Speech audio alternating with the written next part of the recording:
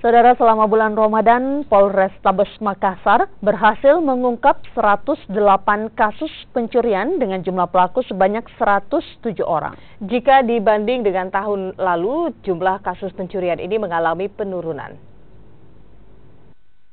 108 kasus diungkap Polrestabes Makassar bersama jajarannya sejak Ramadan lalu atau periode 1 Juni hingga 30 Juni 2017.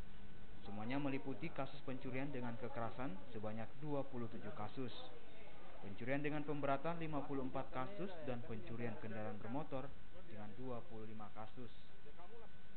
Dari 3 kasus pencurian ini, 107 pelaku telah ditangkap, terdiri dari 79 pelaku yang merupakan pria, 4 pelaku merupakan perempuan, sementara 24 lainnya merupakan anak-anak. Angka ini mengalami penurunan jika dibanding tahun lalu, namun secara pengungkapan kasus mengalami peningkatan.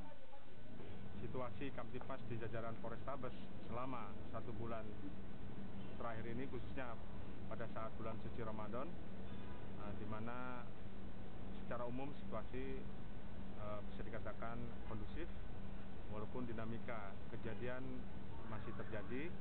Kemudian untuk kasus-kasus menonjol antara lain kasus curat, dan curanmor, bisa dikatakan secara umum secara kualitas itu menurun, dan pengungkapan pun cukup besar yang dilakukan oleh jajaran Polrestabes.